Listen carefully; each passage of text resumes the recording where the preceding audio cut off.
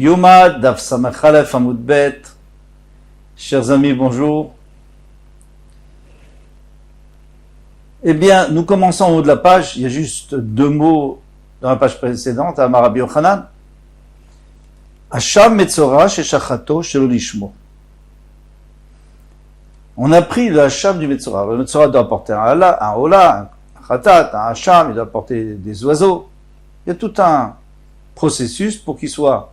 Alors, il est déjà tort, puisqu'il est au mikvé, c'est déjà terminé, mais il doit quand même apporter toutes ses corbanotes pour avoir une kapara, et c'est seulement après qu'il pourra manger des kodashim, des corbanotes. Et avant ça, il ne peut pas manger de corbanotes. Maintenant, il a tout fait. Il a apporté, l'huile aussi, qu'on verse sur les pouces. Il a tout fait. Mais le problème, c'est que le Kohen s'est trompé, et le Hacham, il l'a apporté en tant que Ola, ou en tant que Shlamim. Donc maintenant, il n'y a pas eu d'Hacham. Alors qu'est-ce qu'on fait? Est-ce qu'on peut rattraper ou on ne peut pas rattraper? Est-ce qu'il y a une solution? Il n'y a pas de solution. Alors, Banou les marloquettes de Rabbi Meir, eh bien, on revient à la marloquette qu'on a vue entre Rabbi Meir, Rabbi Elazar et Rabbi Shimon, et contre Rabbi Elazar et Rabbi Shimon. Rabbi Meir était contre Rabbi Elazar et Rabbi Shimon. C'était quoi la marloquette? On va voir. Rabbi Meir d'Amar, il y a viacher, viatril betrila. Rabbi Meir a dit, si le sang s'est renversé, au milieu d'une avoda, alors il faut recommencer toute la avoda. Mais pas la avoda d'avant. La avoda d'avant, elle est indépendante. Par exemple, s'il s'est renversé au milieu de la avoda dans le Echal, on n'a pas besoin de recommencer celle du Kodesh Kodashim, il faut commencer toute la avoda du Echal. Très bien.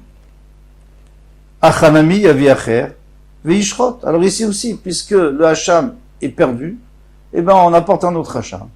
Et on fait la Shrita. Et très bien.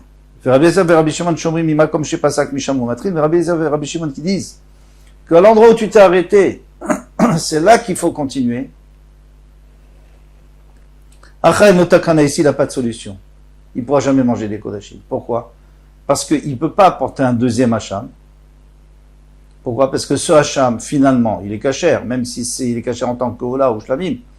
Mais il est cachère. On doit le sacrifier, on doit l'amener sur Bisbéa. Donc, à partir du moment où il est cachère, donc on a fait une partie de la avoda, mais on n'a pas terminé. Donc il faut continuer.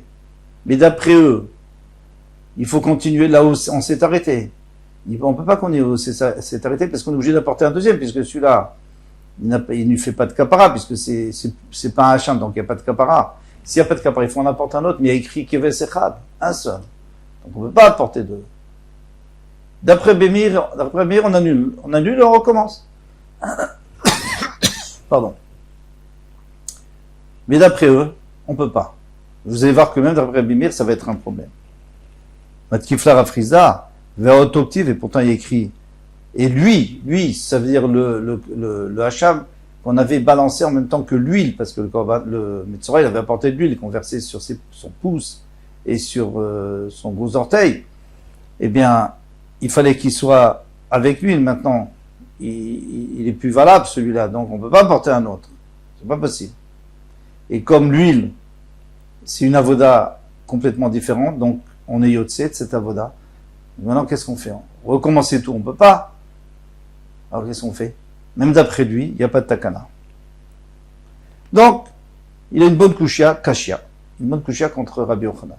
Malgré tout, on a une braïta qui dit comme Rabbi Yochanan. C'est-à-dire qu'avec Rabbi Yochanan, une braïta qui dit comme Rabbi Yochanan, Hacham Metzora Sheshachatov Shelo Lishmo. Le Hacham d'un Metzora dont on a fait la Shrita, Shelo Lishmo, pour autre chose, pas pour un Hacham. Oh, Shelo Tan Midamo Ligabe Beonot, ou alors il n'a pas mis du sang sur les pouces et les orteils. Arezé, olé, les gabé misbeach. Vitaoun et sachim. Eh bien, il faut quand même le brûler sur le misbeach. Il faut verser du vin avec. Mais il faut un autre hacham pour pouvoir purifier le Metzora pour qu'il puisse manger les kodashim. Il faut un autre korban hacham. Alors après, comment on s'arrange avec Otto? On ne sait pas. Le Rafrizda, alors maintenant Rafrizda, qu'est-ce qu'il va faire contre cette braïta? Parce que Rafrizda lui disait qu'on ne peut rien faire. Il n'y a pas de solution.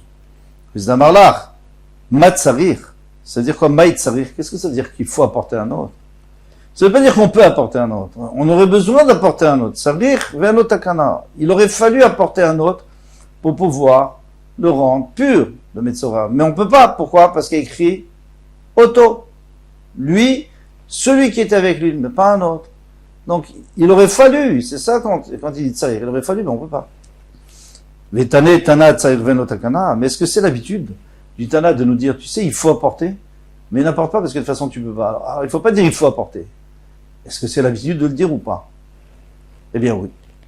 Et là, Tania, voici une braïta qui dit que on peut se permettre d'interpréter ce que le Tana a dit. Tsarich, il faut. Ça veut dire quoi, tsarich, il faut? Ça veut dire il faudrait. Mais c'est pas possible. Et donc on a vu ça. Nazir Memorat.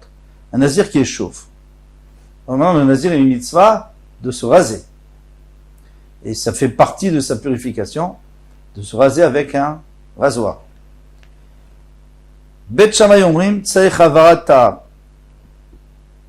Il faut faire passer un rasoir sur sa tête. Il n'y a pas de cheveux. Ah non, on fait quand même. Ou Bet El Omrim, Tsaich Havarat Tahar. Bet ils disent, il n'y a pas besoin. Ravina, et Ravina a dit, Shomri Bet Shammai Tsarir, quand Bet Shammai a dit Tsarir, Tsarir ve'lo takana. C'est-à-dire, en vérité, il aurait fallu, mais ça n'a rien. Donc, il n'a pas de takana, donc il ne pourra pas. Bon, il y a des farshim qui disent qu'il ne pourra jamais boire de vin. Il y en a qui disent qu'il pourra boire du vin, mais il n'a pas fait la mitzvah comme il fallait pour le nazir, pour celui qui s'est engagé à ne pas boire de vin. D'accord. Donc, on a une preuve que Tsarir, ça peut vouloir dire, il faudrait, mais c'est pas possible. Maintenant, plus gars des Rafedat. Et ça, c'est, Rafedat n'est pas d'accord avec ça. Dama Rafedat, Bet Shammai, Rabbi Elazar, Ramboud, Avarechad. Que Bet Shammai et Rabbi Elazar, ils disent la même chose. C'est quoi la même chose? Bet Shammai Ade Amran, Bet Shammai, ce qu'on vient de dire. Qu'il faut quand même faire passer un rasoir. C'est pas qu'on peut pas le faire. On le fait. C'est tout. La Torah t'a dit de le faire. Alors, il n'y a pas de cheveux, Alors, tu fais comme tu peux. Donc, il n'est pas d'accord avec ce qu'on a dit avant. Rabbi Elazar d'Etnan, il faut dire, parce qu'on sait dans une Mishnah, En lo boen yad, ou boen regel, quelqu'un qui n'a pas de pouce dans sa main, et il n'a pas, non, le pauvre, il est amputé, il n'a pas de gros orteils. En lo tahara olamit, jamais il sera tort. Pourquoi? Parce qu'il ne pourra jamais manger des kodoshim, puisqu'on ne peut pas lui faire la mitzvah de verser de l'huile et du sang sur son pouce, sur ses pouces. Rabbi Elazar Omer, noten al mekomo ve'yotse. Rabbi Elazar, lui, tu mets à l'endroit où il aurait dû être. C'est-à-dire que Rabbi Elazar lui dit, si tu n'as pas de solution. C'est comme le Bet Shammai, qu'est-ce qu'il a dit? Il a dit, s'il n'y a pas de cheveux, c'est pas grave, tu fais quand même. Alors là aussi, tu poses là où il aurait dû être. Tu verses là où il aurait dû être, où le pouce aurait dû être. Et tu es quitte. Rabbi Shimon Omer, il n'atteint al shel smol yatsa. Rabbi Shimon, il dit, non, essaye de chercher ce qui ressemble le plus, c'est quoi? Tu mets sur le pouce gauche, parce que normalement il y a écrit le pouce et l'orteil droit. Alors là, ça sera le pouce et l'orteil gauche. C'est tout. La main et du pied gauche. Mais c'est une petite marque entre Rabbi Elazar et Shimon, parce que les deux sont d'accord que si on peut pas, alors il faut trouver une autre solution. Alors l'autre solution, c'est quoi? C'est de faire là où il y aurait eu à avoir le pouce s'il n'avait pas été amputé. Et d'après Rabbi Shimon, c'est tu vas à gauche et puis c'est tout. Tano Ravana. Nous venons nous enseigner. La carte Midama Hacham, il prendra du sang du Hacham. Yachol Bekeli.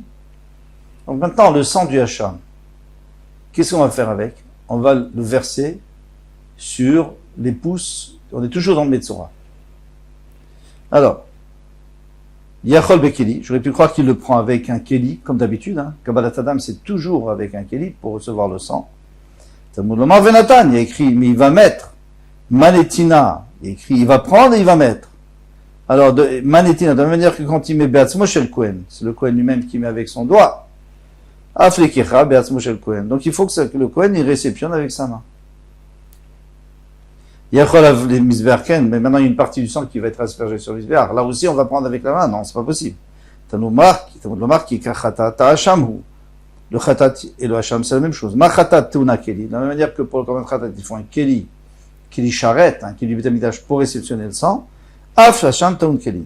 Nimtset Omer. Donc maintenant, ce que tu vas dire, il se trouve que tu vas être obligé de dire, Hasham et Tzorah, Shne Kohanim et Kabim et Damo. Il y a 2 Kohanim qui réceptionnent le sang. Echad Bayad, l'un avec la main, pour pouvoir asperger sur le Metzora. Echad Bekeli.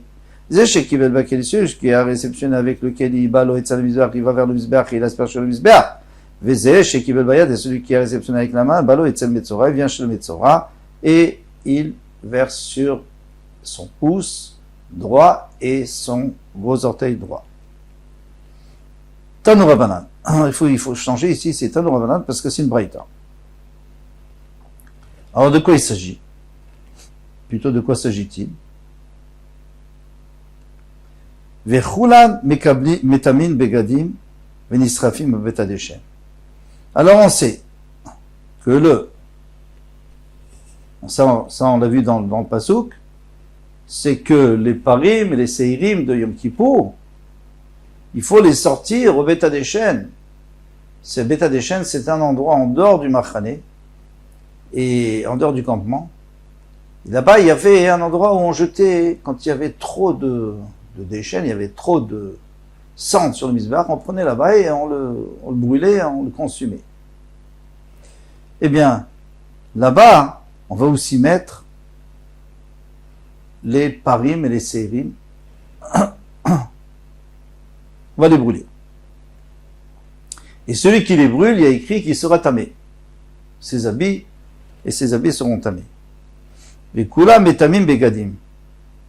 Alors maintenant ici, il y en a plusieurs. Pourquoi il y a plusieurs parim et seirim? Parce que le sang s'est renversé au milieu, donc on a recommencé.